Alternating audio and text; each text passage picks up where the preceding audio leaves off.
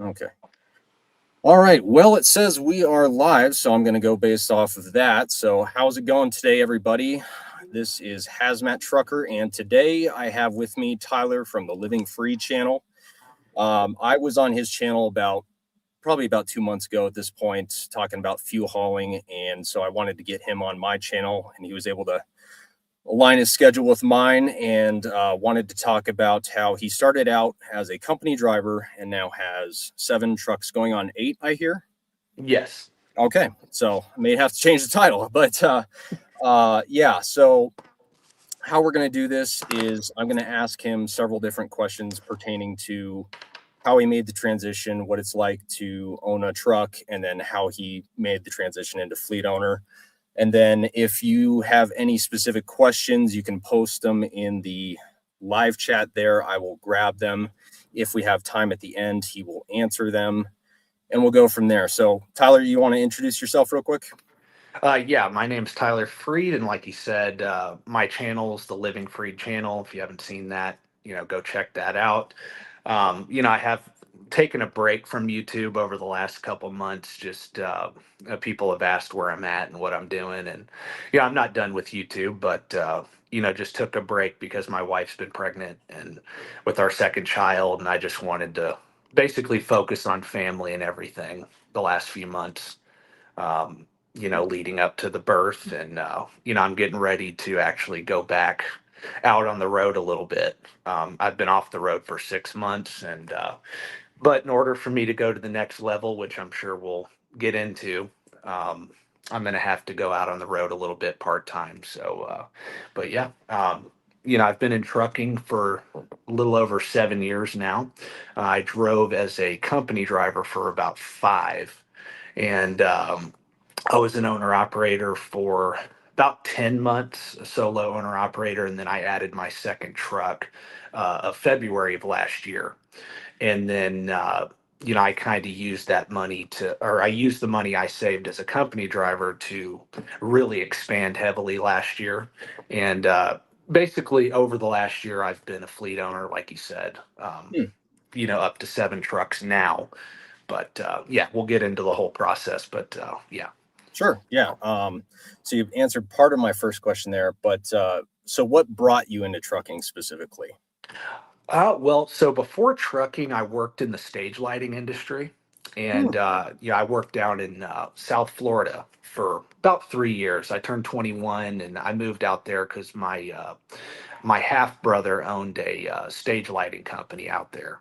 And him and a few other guys owned the company. And so I worked in the warehouse there, and then did some management roles and sales roles too after a while, after I got some experience. And, you know, how that led me to trucking was, of course, loading and unloading, uh, you know, trailers as my full-time job. I got to talk to truck drivers a lot, and I just heard about the type of pay they would make, and local drivers, over the road drivers. It was various different types of truck drivers I would run into. So, at the time I wasn't making great money, and I heard what they were making, and I'm like, man, I can more than double my income.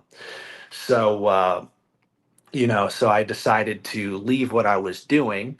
And, I'm originally from Dallas. So I moved back to Dallas, decided to move back where most of my family, was living at the time.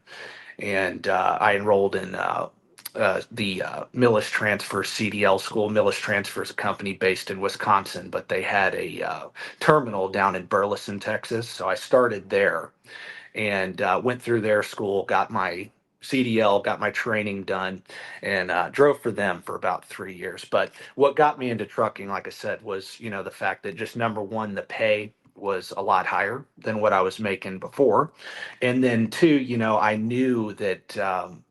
There was a huge like business opportunity in the trucking industry, Hmm. and not just as a company driver, but as a business owner. And I wanted to use the money from trucking. I wanted to make enough money to, one, pay all my bills, support my lifestyle, enjoy life, but also be able to save and invest a lot of money. And that, saving and investing could be in stocks, real estate, starting my own business. And, in the trucking industry, it's actually pretty easy if you have the money to start a business, to get into the business. It's not easy to be successful over the long run, but it is easy to get into. But if you do it the right way, it can be very profitable. It can be very rewarding. So I just saw that opportunity Mm, to as a company driver. I mean, you can start off your first year or two. I would say you could probably make 60 to 70. That's pretty safe to say. And then if you get your experience or specialize like you did, you can make six figures or more as a company driver.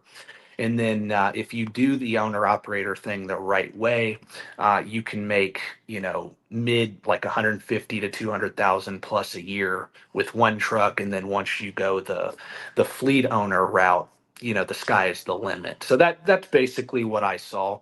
mm. The income potential also to trucking is recession proof compared to most industries as well, because no matter what, people have to eat. No matter what, people need clothes, gas, supplies for their houses. So I just saw it as kind of a security blanket too, in case we go into a recession. If you have that CDL, you have that job security. So Yep, absolutely.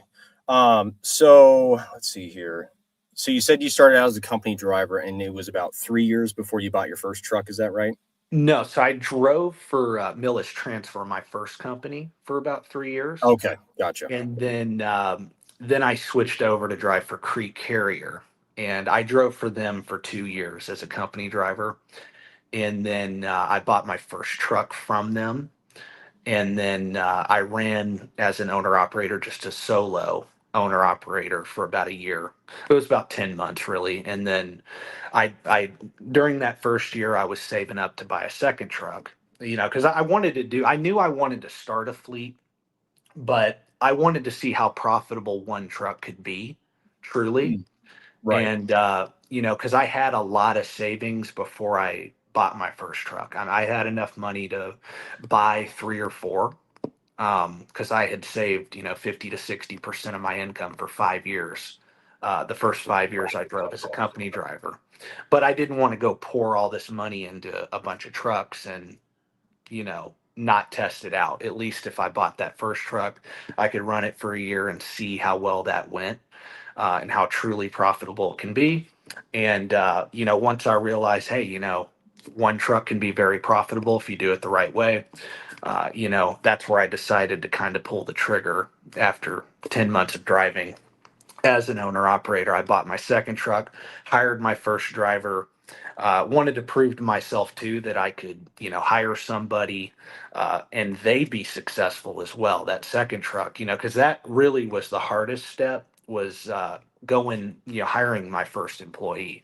And, I ended up hiring a really great driver, and it worked out. And, once I saw that he was, profitable, and I was able to manage a employee and everything like that, and manage equipment that I wasn't driving, I knew I could go from 2 to 10, because it's just duplicating the process at that Mm, point. So gotcha. yeah, Gotcha. but And then let's see here. How long did you have an expectation of okay, I'm gonna get into trucking as a company driver and drive X amount of years, or was it just kind of a when you got to enough money saved up, or how did you approach that when you were gonna finally pull the trigger? yeah, so when I first started, I just wanted to really just invest in the stock market, honestly. I knew I wanted to be an owner operator, but I wanted to do it debt free, number one. And so obviously I would need a lot of money to be able to do that. So I knew, like, realistically, okay, you're going to need about 100 grand to do it the right way, pay for the truck in cash, have reserves too on top of that left, just for any unforeseen things that can happen with used equipment. Um, so I knew, like, hey, I'm going to have to save for at least 3 to 5 years before I can do this.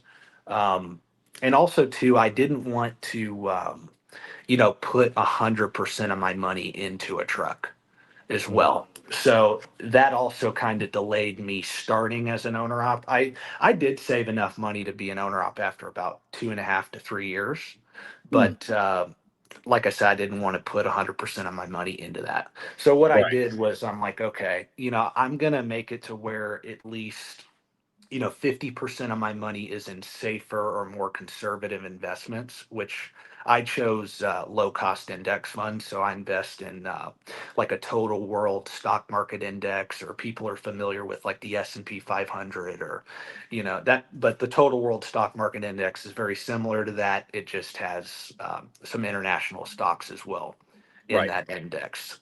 But so I invested in that for about, like I said, 5 years. I drove company and I just invested everything I could. I tried to save half of every paycheck that I got. And, I just lived very frugal, and, but like I said, I didn't want to cash in 100% to put it into a truck. So, it took me about 5 years where I felt comfortable, like, okay, I'm going to take some money out and put it into a truck and go try this. Because we've all heard the horror stories of people who become owner operators, and most of them don't do it debt free. They put money down on a truck, they don't have the maintenance fund that they need, and they're just not set up for success starting out. Yeah. And that was a big thing for me. I didn't want to, waste 2 or 3 years of my life saving and then put all that money into a truck and then it go wrong, and then there goes 3 years of your life. So Right. so my rule of thumb was, okay, a truck is a very risky investment compared to just a low cost index fund. So if I put 50% of my money into that, hey, if I lose 50, that sucks, but at least I'm able to recover. I can always go get a job and recuperate. Right. Um, Right. so yeah. Gotcha. So was there a specific way that you leaned towards going debt free versus saving, whatever, 20 to 50% down and going on a truck? Is there a reason you leaned going debt free other than, the cost savings on the finances, or what kind of pushed you in that direction versus going the standard route? Yeah, that's a good question because I'm not somebody who's totally 100% anti-debt in a business or anti-debt period. I'm a big fan of being debt free if you can do it that way. But what steered me in that direction was actually COVID. Um, when I first started, it was like 2018 when I first started. I didn't really know how much an event like that could really screw things up for people. Because nobody could see that coming, right? Right. And when they shut the world down, I mean, rates on the spot market tanked. And if you had high debt, if you had truck payments, if you were over leveraged, you got hit pretty hard. Mm, And then coming out of COVID, with all the stimulus money and everything, it did artificially raise rates to, basically all time highs for like a year and a half.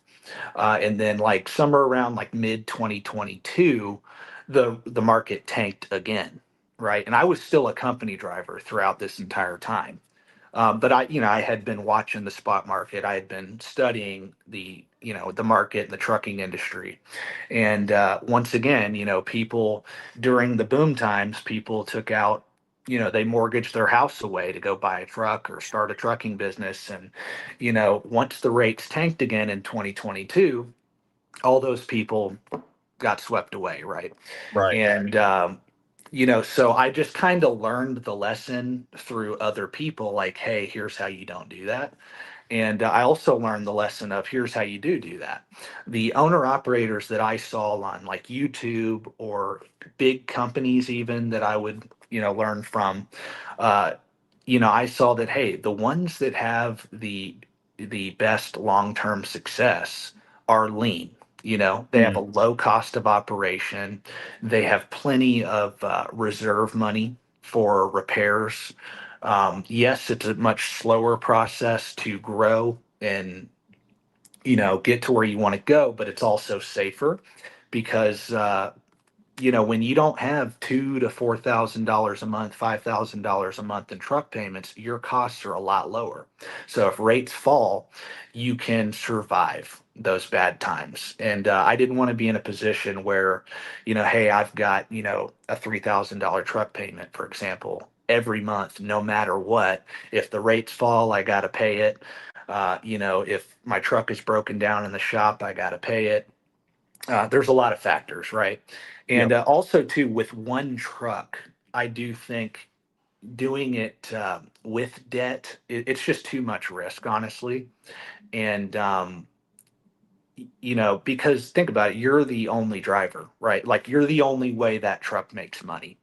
Mhm. Now, if you have five trucks and one of them is financed, you got four other trucks that when that one's broken down, or that driver's on vacation, or that seat isn't filled, the truck is vacant, it's not moved. At least you have four other trucks, right, that can pay for that truck payment and kind of sustain it. I mean, it still adds risk, Mm. but Yep. you know, moral of the story is, if I have to use my time to make money with that asset, I don't want to have debt on it. Because a solo owner operator, like I said, is, uh, you know, you're the one that has to get out there and drive. It's your time making that money, and it's just too much of a headache, too much of a hassle to have to maintain a truck payment, maintain the equipment, deal with the stresses of being an owner operator, you know. Mm. And Yeah. I mean, to be honest with you, like being a fleet owner is easier financially than it is to be a solo owner operator. And I that's guess. if you Yeah. use debt or you do it debt free. Um, Right.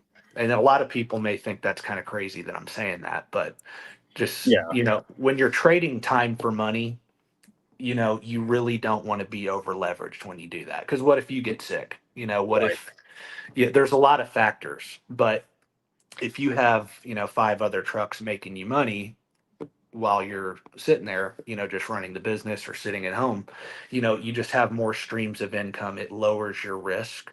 Yeah. So hope I answered your question. I know that was long winded, but No, no, no, no. That's yeah. that's totally fine. It's a lot of good information.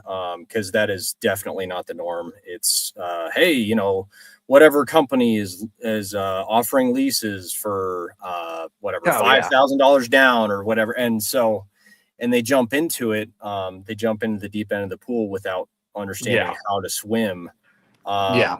And I actually had, I think yeah, Josh was in the comments. He was asking me because he doesn't have his CDL quite yet. I think he's in school. Yeah. Or no, he got a CDL a month ago, he said. So um, he was wanting to jump right into um, being an owner operator. And I was like, I mean, hey, if you can swing it, Yeah. that's totally up to you. Is there, so based on that, is there a because you spent 5 years as a company driver essentially. Yeah. Is there a adequate level of experience that you would recommend as an owner operator now, fleet owner, for before somebody jumps into the business side of things and owner operating? In my opinion, well, one, it depends. Does that person have a business background? Have they ever ran a business before? Yep. That may change my answer. Like, say you ran your own business before and this is just a new venture, and all you got to do is learn how to drive and just learn the industry specifically of trucking.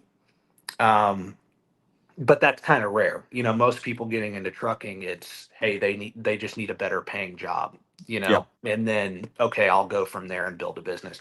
So for 9% of people, I would say you should get at least 2 years of driving experience, in my opinion. And the reason why is, one, the first year is the hardest year as far as learning how to do the job. Because it's important too that that you like this job and you like this industry. You don't Yep. want to start a business in something that you don't enjoy, you Yep. know? or it's not sustainable long term. Right.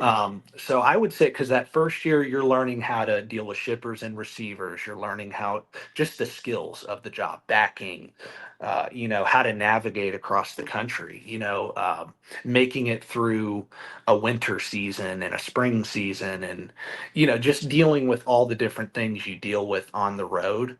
That you're going to deal with. I mean, it's kind of hard to get that experience within even a year, in my Mm, opinion. It takes about 2 years if you're doing over the road to experience Atlanta, Chicago, Nashville, the Northeast. Like, getting that experience is so important, because once you have that experience and you become a really great driver and you're really good at the job itself, it makes owner operator 10 times easier mm, when you do it. Like, forget about the money and everything. If you don't know how to manage your time correctly, or you're not a safe and efficient driver, you're not getting, you can't be getting speeding tickets. You can't be, backing into things, stuff like that, because that is right. going to affect you as a owner operator. So I would recommend get 2 years, you know, do like what you did. Learn a specialty that's, even as an owner operator, that can be very beneficial to specialize.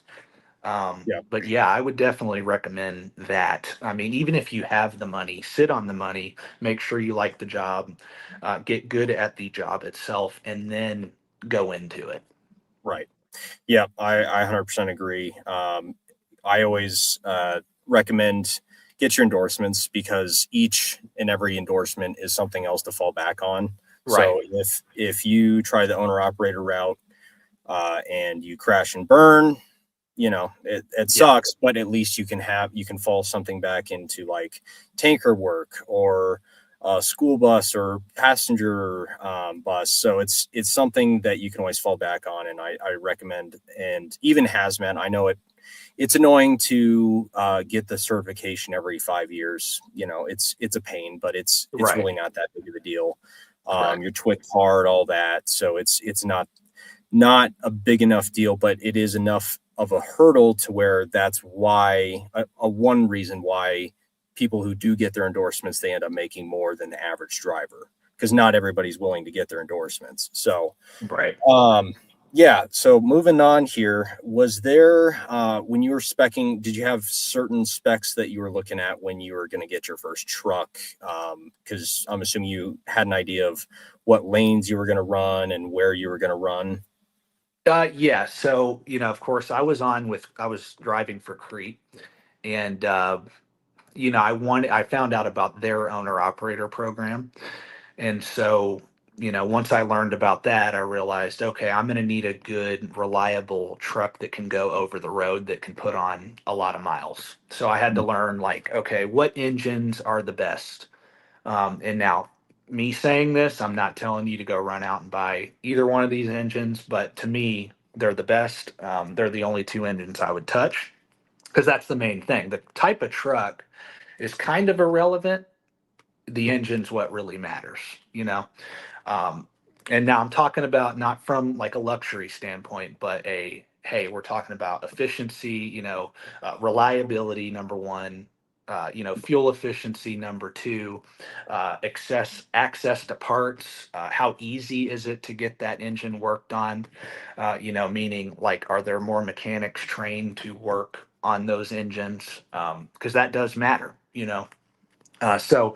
what I did is I basically learned that, like, the Detroit diesels, the Freightliners, they're great engines. It's the most common truck in the industry.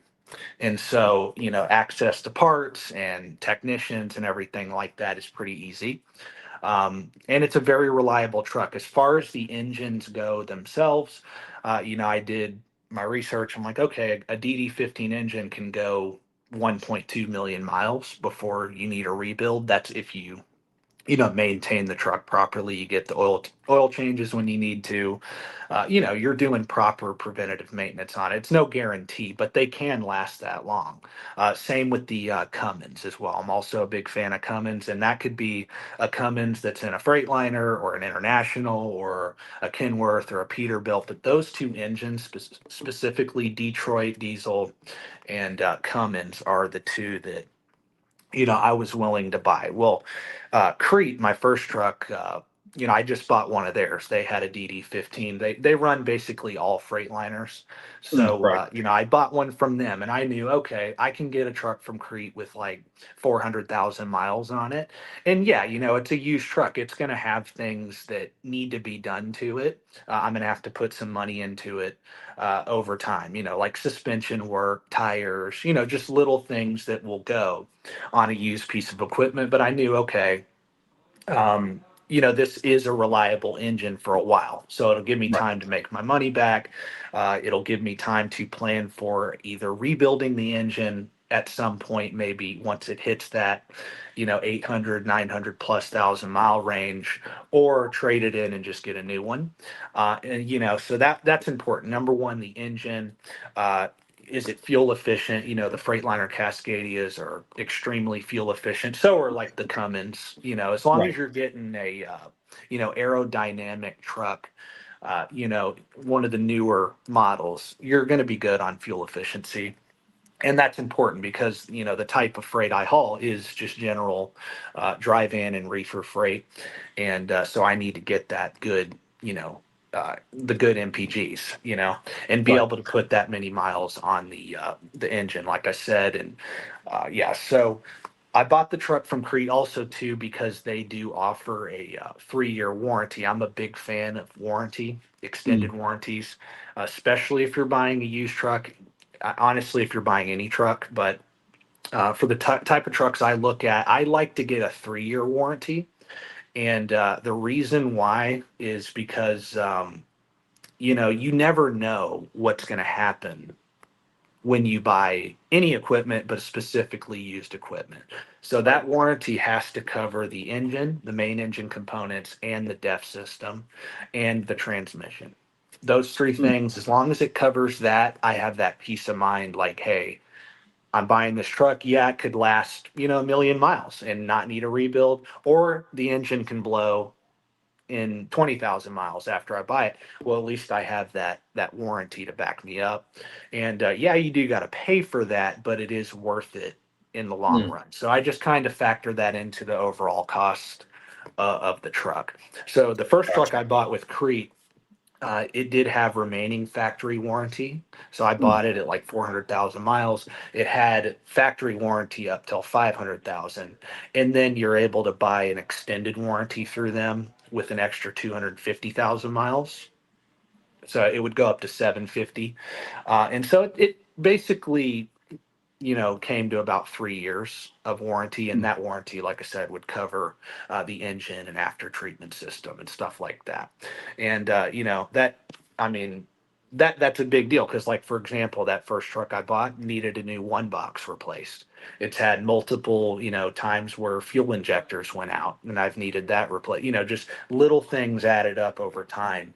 Yep. Um, and a lot of people will not get the warranty because, let's say, they're looking at a truck and, it has 400,000 miles on it and the truck's selling for 55,000. Oh, that's a great deal, but the warranty is an extra 15. Yeah, but that $15,000 could end up saving you a lot of money over the course of that 2 to 3 years that you have that warranty. And for me personally, when I buy that truck, I have a plan to make my money back and replace the truck by the Mm. time the warranty expires.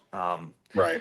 And just that way, you're not, you know, caught holding the bag once that thing expires. Now, some people, if you're doing like local work or regional work, you may want to keep that truck if it's not having any major issues. But when you're putting a ton of miles on it, like I was, or like I am on these trucks, doing over the road, uh, it's just not worth the risk. So, but yeah, and I didn't buy all my trucks from Crete. My first one I did.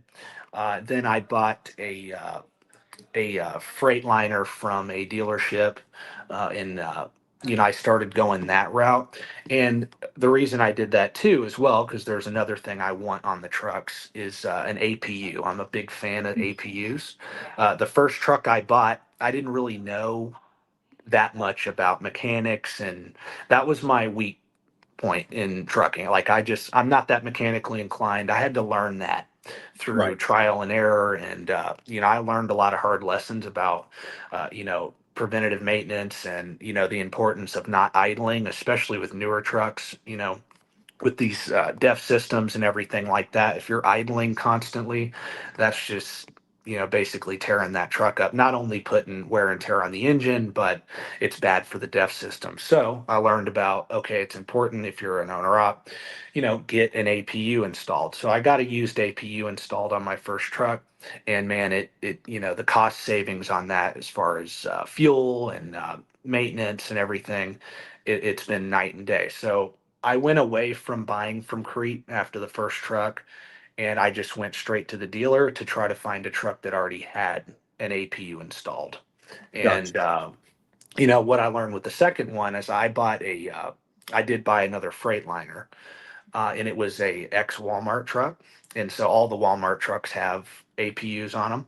And what I learned was, wow, this Freightliner has just as many miles on it that first truck had, the first Crete truck had, but it has 5,000 less engine hours on it Mm. because it's had an APU throughout its life. So I'm like, okay, even though it has the same amount of miles, the wear and tear on this engine's way less. So I went that route, after that first truck of saying, no, I'm not going to go through Crete, even though they do have some good trucks that they offer to drivers, and I'm not opposed to buying trucks from them. But I would like to have a truck with an APU on it already. Gotcha. So that Yep. that is a big deal. Like I said, just with fuel savings and wear and tear mainly. Right. That's your number one cost is maintenance on the trucks. So 100%. 100%. So kind of dovetailing off of that, before you bought your first truck, is there an amount in a maintenance fund that you had set aside that you wanted to reach before you even touched the truck? And what is that the same amount you'd recommend today, or because of inflation, would you recommend a higher amount?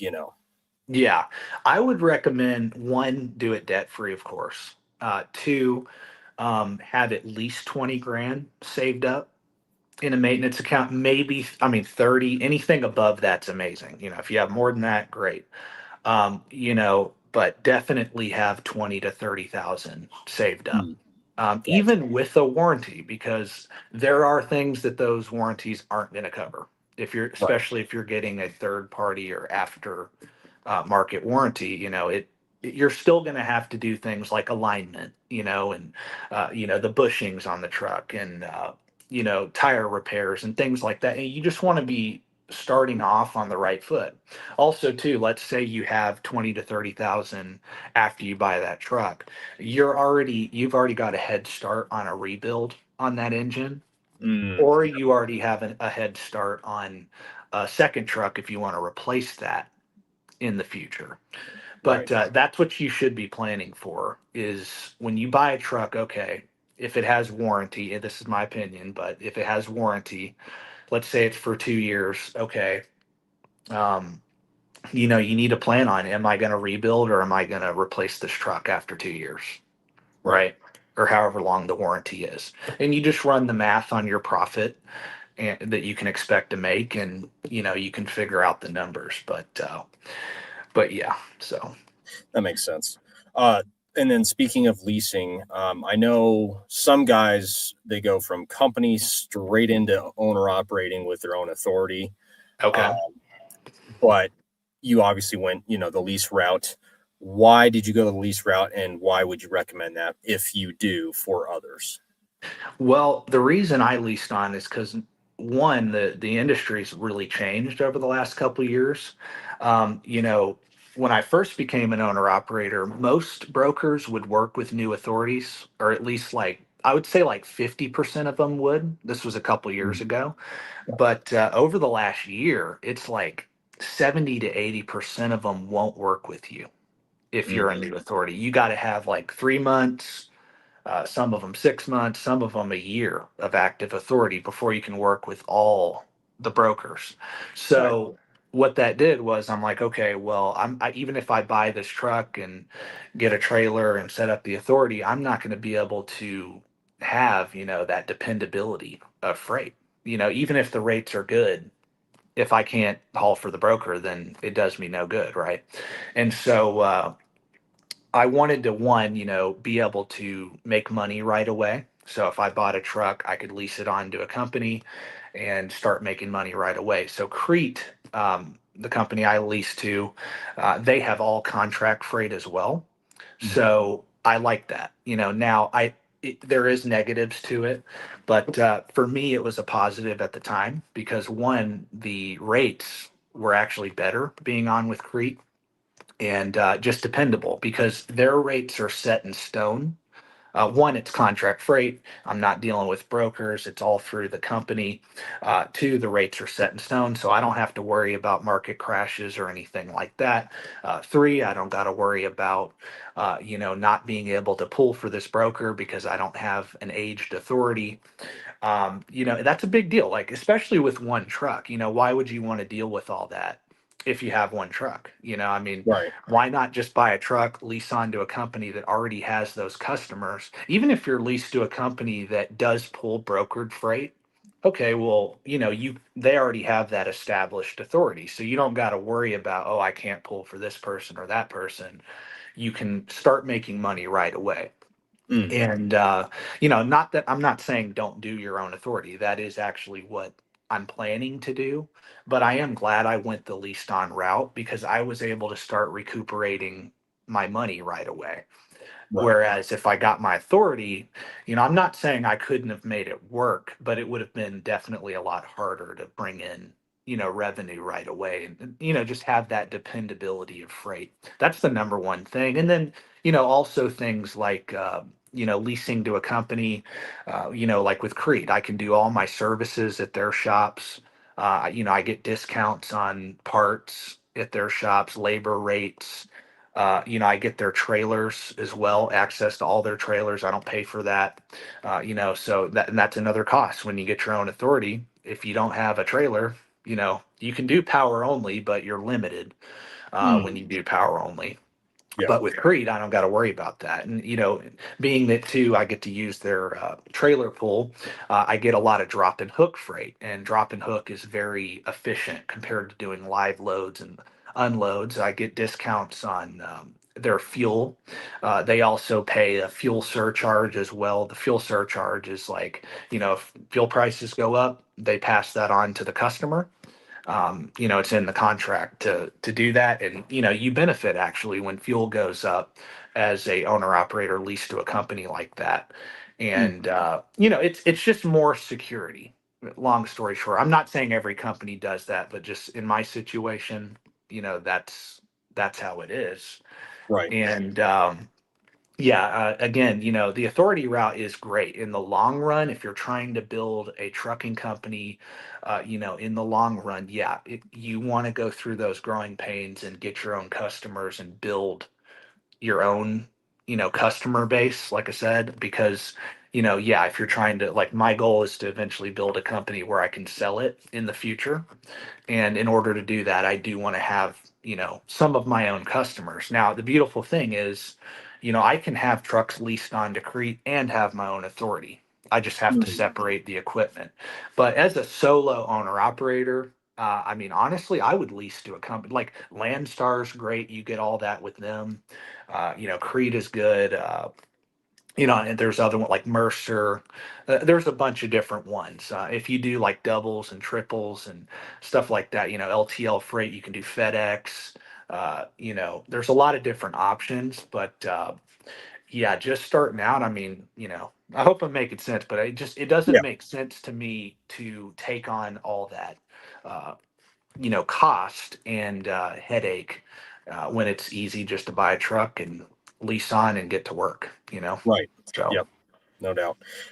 So you kind of partially answered this earlier, but I wanted to get back to it. As far as transitioning from a company driver to owner op and then owner op to fleet owner, what was harder? Was it harder one way or the other? I would say the company to owner op was the hardest Mm. because you don't realize how expensive it is to run a truck until you Right. actually do it for like a full year. Um, and that's why, like, if you want to start a fleet and do that, that's great. But drive one truck, learn how to be profitable with one before you think about two and three. Because here's the thing too, is you may be the best driver in the world. You may take amazing care of that truck, but that driver that you hire, there's no guarantee that that guy's going to do that or that girl's going to do that. They don't Yep. care about your equipment the same way you do. So, one, figure out it's kind of like becoming a truck driver and saying, well, I want to go owner op right away, right? Well, a lot of people want to go fleet owner right away and they want to kind of skip that. It's like, no, well, you need to make sure you like owning a truck Right. because it's a headache. When you're a company driver, you don't got to worry about the B service. You don't got to worry about the tire repairs. You don't got to worry about, the hotel costs when the truck's broken down. You get breakdown pay. You get the hotel covered for you. You don't get none of that as an owner operator. Right. And not saying it's all bad. I mean, you can make a lot more money, yes, as an Yep. owner than a company driver. You can, but with that comes the risks and the headaches and everything. And yeah, it was the hardest transition because, like I said, I'm not mechanically inclined. I learned a lot that first year because of how many breakdowns I had, and it actually forced me to learn something that I wasn't good at, and but yeah, that was the hardest thing was just learning, the ins and outs of, maintaining that equipment. So, Right. That's yeah. yeah, that makes sense. And then at what point did you feel like, so after you got your first truck, you're settled in, at what point did you feel like you were ready to get that second truck and hire somebody to be in that truck? I would say after about 6 months, the first 3 months was a learning curve, like I said, because I had multiple, repairs I had to make to the truck and, you know, uh, kind of wasn't like expecting that, and I mean they weren't anything major, but it added up. It was like Right. one thing after the other. It's like, hey, this is a used piece of equipment. You're going to have to put money into it and work out all the kinks in this equipment before it's good, for the Right. long run. And once I got through that, I started to see, man, I'm making really good money, because I had a debt-free truck. So Mm. no truck payment really made it uh, worth it. Like, okay, I am making a lot more money than I was as a company driver. And yeah, so after about 6 months, like I said, I'm like, okay, I see. Okay, if I were to pay a driver, what I could make as a company driver, for example, I see the profit above that the truck makes. Mm. And okay, well, let's say I'm making an extra 1,000 a week above what I could make as a company driver, for example. All right, well, that's 50,000 a year. If I, pay 70,000 for a truck, I make my money back in a year and a half. And then, let's say I keep that truck for 3 years, you can really start to profit, right? So I Yeah. would just start running the numbers and go, okay, here's how I could realistically do this, and here's how fast I can grow. Here's what I can expect, and yeah, so. That makes sense. Yep. Um, let's see here. What is your end goal with being a fleet owner at the end of the day? My goal, like I said, is to build a fleet that I could sell. Mm. Now, I do enjoy what I do. So even if it's, to the point where I can sell the company, I may not sell it. I may continue to work until I retire in the business, but I want to get it to a point where it is a saleable asset. Mm. And if I were to sell it, it's enough money for me to basically live on that money for Right.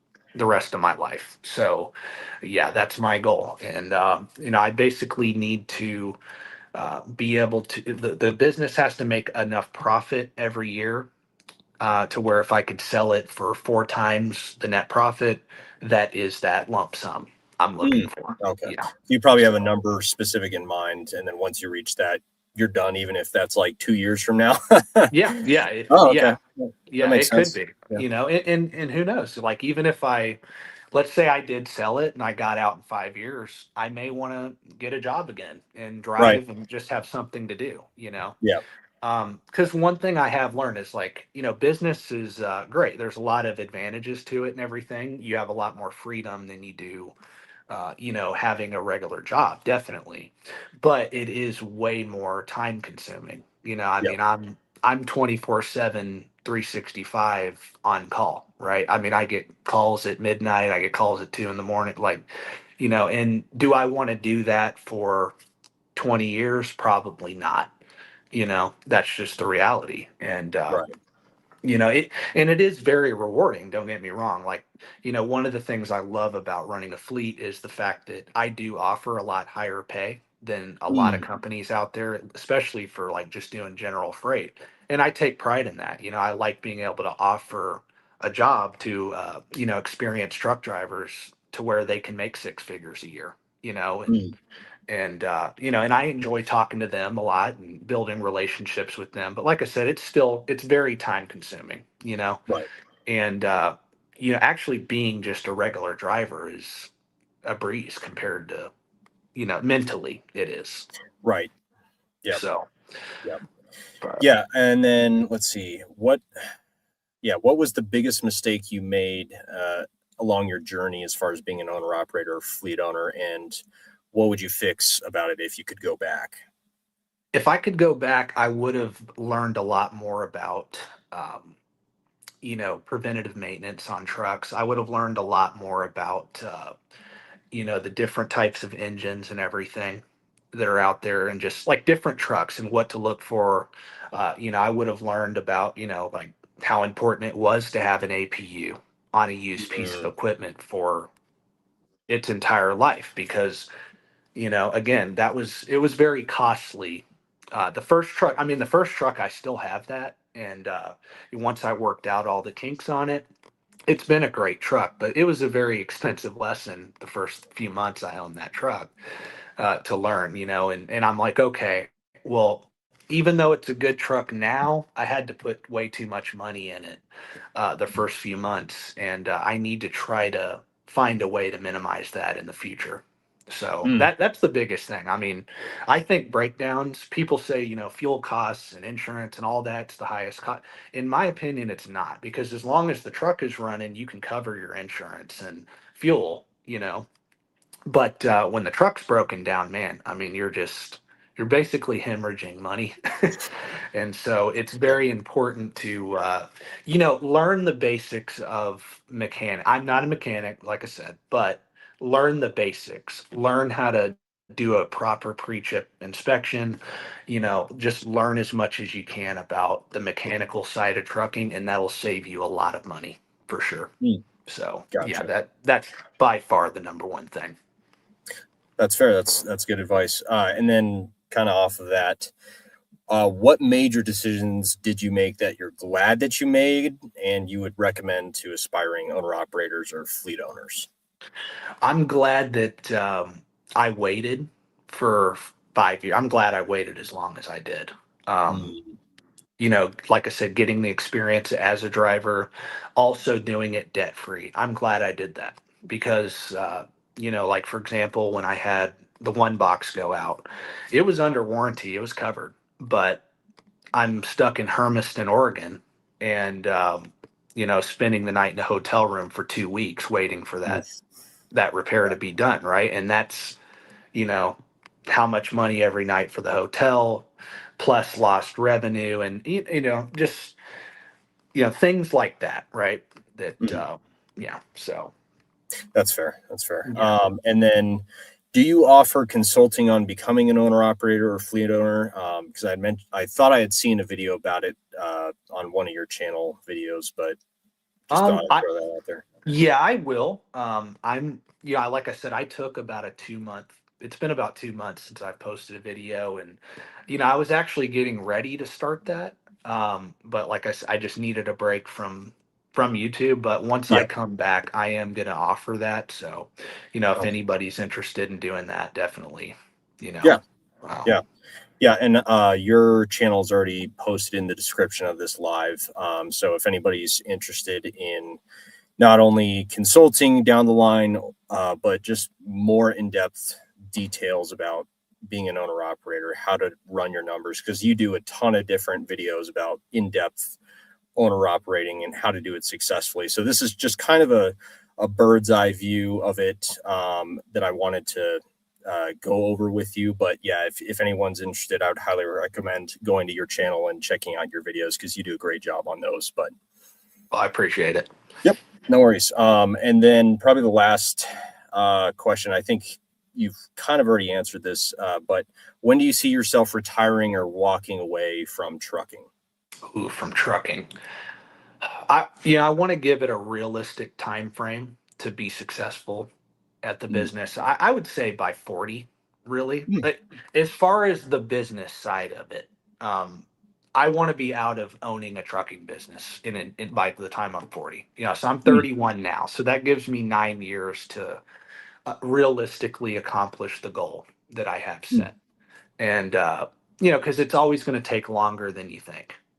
Right. And trucking is not a fast moving business. It's you got to do it slowly and methodically. And we kind of like we talked about. I do it debt free, um, and so it does take a little more time to do it that Right. way. But yeah, I'd say by 40, and then who knows? I may, because I enjoy driving. Mm, If I, let's say I accomplish my goal and get out of the business and make the money, I may still want to do a local job or, some type of dedicated lane or something, just as something to do, you right. know, um, Right. because like I said, I enjoy getting out there and working still, Yeah. so Yeah. yeah, You got to keep busy. If I think the people who drop dead in retirement are the guys who just do nothing right. the quickest, so it's although at 40, you're not going to be anywhere close to being dead, hopefully. So Yeah, you got to find something to do. That's totally fair. So definitely. that's it for the questions that I have specifically for you. Hmm. We have a few questions here in the chat. If you didn't mind Yeah, taking a yeah, few go extra ahead. minutes. Okay, Yeah. yeah. Let's see here. So this is Joshua. I think he was can you see that? Yeah. Okay. Okay. Yeah. So, yeah, my drivers, they have an asset manager. Well, that's what they call them at Crete. They have a dispatcher.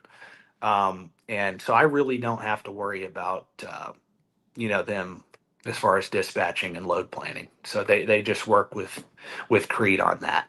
Um, but now I do give them recommendations because it is different at Crete than like being a company driver. You're not forced dispatch and you do get load choices. And Mm, so you do kind of get to pick your routes that you take, the lanes that you do. You can avoid areas of the country.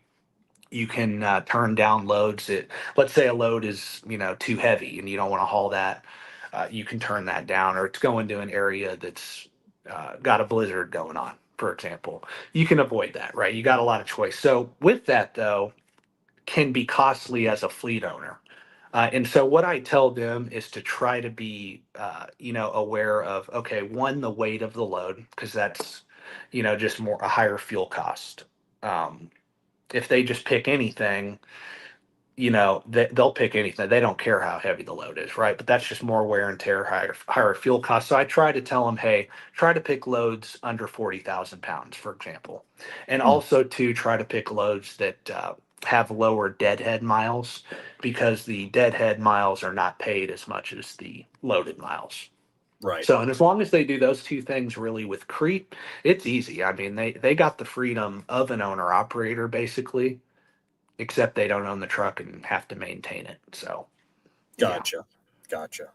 Okay, let's see here. He had another one. Yeah.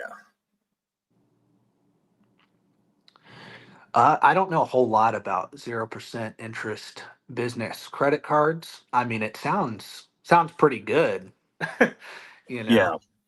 But I don't know enough about that. If you don't have a lot of cash in the bank, why want to rush out and put down on a truck and have all these expenses? And I mean, you know, in my opinion, you do what you want to do, but in my opinion, you need to save up enough money to do it in cash. And, actually, I think this is a good question to elaborate a little more on that. Let's say you have enough money to do it in cash. Let's say you have 100 grand, for example. Okay. Well, you could finance that truck. I just think you need to have enough money to pay cash for the truck. Mm, So let's say you want to keep that capital, in your account and basically borrow against the money. If you're going to use debt, that's the way I would do it. But I Mm, would not yeah. save up 20 grand and put down on a truck and not have the reserve fund like I talked about, and all of Right. that. But, a lot of companies do that, like for example, GP Transco. I don't know if you've heard of them, Yep. but that's what they do. They have the cash to pay for the truck, but they'll borrow against it. They'll open a line of credit against their cash, and Mm, they'll use the bank's money to finance the truck. But they have that cash to pay the truck off if they have to, if they get into trouble. That is a mm, way to do it. I'm not gonna spend too much time on it, but that's how I would right. do it if I were to use debt. So Gotcha. That makes sense. Yeah, if I were to do it, which I'm too spoiled with fuel hauling for loves to ever really consider getting an owner operating. But if I were to ever do it and change my mind, yeah, I would 100% save up the cash, because it's just the amount of, it's not even necessarily the financials, which obviously are important. That's the foundation of being successful, but it's just the physiological stress that you feel when you're right, just under even a little bit of debt, right. because Oh yeah, it's 100%. something, yeah, it's something to always have in the back of your mind, even if it is 0%, even if it Yeah, is some exactly. really nice interest rate. At the end of the day, it's still something that, okay, I have to pay this, I have to pay this, I have to, it's It this is. hedonic treadmill that you're always Right. on, versus the level of cortisol is measurably low when you're debt Oh yeah. free versus if you have debt. So yeah, It is, to me, it man. doesn't make sense. Oh, go ahead. Yeah, no, I agree with you. I mean, it's 100% true. Yeah, Because the math, yeah, the math can work out 100%. Math is math. It's right, adding and subtracting. But like you said, I mean, that peace of mind is, is it really worth it at the end of the day? right. Because I mean, if you take, I mean, these trucks are expensive. I mean, even the type of trucks I buy, that's a lot of money. Think about if I'm paying 80 grand for a truck, you know, that's a lot of money. Most people, don't have that. Um, if you do, that's great. And, Right. it also, too, in my opinion, if you didn't have the discipline to save up the money to begin with, what makes you think you're going to have the discipline to manage running a business, Yeah, And so, yeah, yeah, yeah, I mean, I don't see it because you can make 100 grand a year as a company guy and yeah, not deal with all that. Yeah, you can make 200 as an owner out, but I am saying that debt free though. When you yeah. don't have the truck payment, you're eliminating, let's say 25 to 50 grand a year in costs by Right. not having that. So yeah. Yeah. You can haul that forbidden cheap freight that everybody hates to talk about. Yeah, exactly. I mean, I'm sure that's I'm sure that's a big point of contention among your circle of owner operators if you have one. But yeah, definitely. Yep. yeah, yeah. So let's see. Time Creator had one more question here. No. I've only had one driver actually since I've started. I've only had one driver stop driving for me, and he actually retired. Oh, He was a firefighter, and he had a pension. He drove for me for a year. He was a wonderful driver, but mm. his wife wanted him home basically, and Oh, it's yeah, he that's fair. had to get off the road. But not to say I won't have drivers quit, but the thing is you mentioned that brand new truck thing, and um, the thing is brand new trucks break down too. I mean, they're in the shop all the time. So, as long as you're really doing your due diligence on a used piece of equipment, um, it can run right next to that brand new truck just as good, Mm. So, Yeah, um, that's fair. Yeah, so that is about it. I don't have any okay. questions. Looks like nobody else had any questions. So I just wanted to say I appreciate your time. Thank you for coming on. We've been, trying to schedule this, go back I and know. forth, I but know. life has a way of just getting in your way. Yeah, So absolutely. I appreciate the time. Again, I be more than happy to do another one Oh, with you at some point down the line. And again, thank you for allowing me to come on your channel as well. So, yeah, definitely. yep. So I didn't know if you had any final closing thoughts or anything you'd No, want to say. yeah, I appreciate you for having me, and I appreciate you for coming on. And it's cool that you reached out the way you did. Uh, Yeah. to Yeah. come on my channel, and then we're doing it now here, and we'll definitely do this in the future, Yep. 100%. I think we could do a lot more videos about, not just the owner operator side or fuel hauling, but just the industry in general. So Mm, yep. anytime you're up for doing it, man, if Yeah. we can make it happen, let's do it. So Oh yeah, absolutely. I'm down. Let me know when life slows down a little bit. You got a little yeah, bit of a storm right now, which I've been there. So yeah, no, absolutely. no worries, no worries. So I'm just going to address the few other comments that weren't necessarily questions. You're more than welcome to take off. Okay. But yeah, otherwise, again, thanks again, and I'll see you next time. All right, man. Thank you. Yep, no worries. All right, let's see. Okay, what is going on, guys? Appreciate you guys stopping in. Josh. Oh, Top Rope, thank you for stopping by. Yeah, so Time Creator, actually I'll start at the beginning here. Joshua, yeah, just got my CDL a month ago. Just interviewed on Tuesday for a local job, Salt Lake City, but the goal is before starting school stuff. Yeah, I mean, hey, that's a good goal to have. And like Tyler said, if you can do it debt free, I mean, I understand people's frustration with hauling the quote unquote cheap freight, but at the end of the day, if you can do it and you can make a profit on it, the whole goal of starting a business. And I, not in trucking, but I had my own detailing business in South Dakota for cars. The whole goal was to be able to make a profit and be able to make a side income and or full-time income if you're in trucking. And so if you can do that, I know T Hill got some crap from, I think it was Zoe the other night on After Hours for hauling an $800 load. But at the end of the day, he made money. He's achieving his goal by being profitable. So if you can't be profitable, you probably should take a look at your expenses. And again, you don't have to take my word for it. I'm not an owner operator. I'm not a lease driver. I'm just a regular old company driver. So who's probably never going to get into operating a truck. But hey, shout out T Hill. Shout out. Hopefully you don't have to take any more $800 loads. So yeah. Yeah. So at the end of the day, it's just about making a profit because you're in business to make money. So if you can do that, what is anybody else? If you can do that, what does somebody else's opinion when they can't make a profit matter? Just my thought. But yeah, I'm glad you you interviewed for a local job. Nice.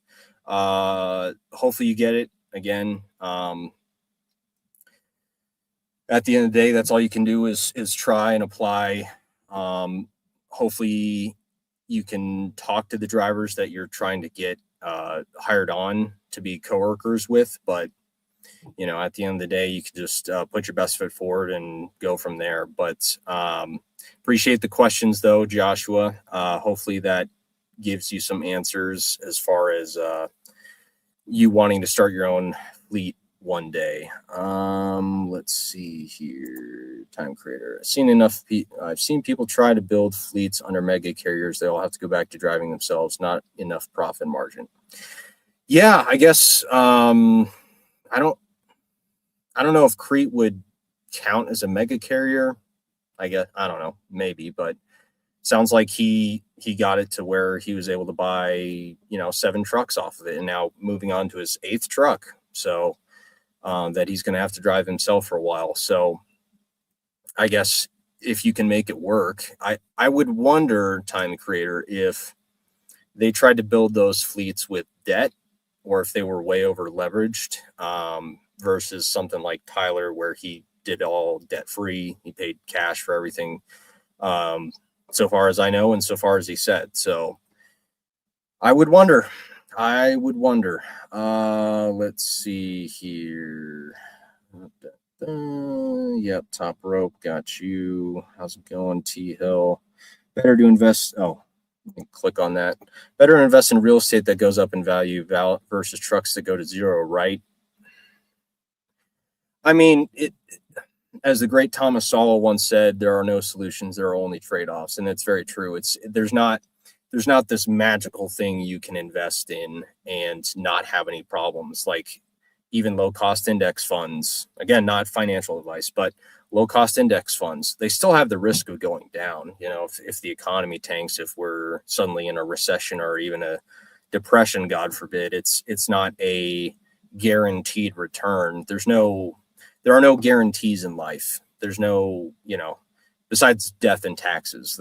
Those are the two that everybody gets, is death and taxes. But yeah, there's not a guaranteed return even in real estate, so it's, personally, I will probably not do real estate unless it was like a REIT, a real estate investment trust that I wanted to diversify in.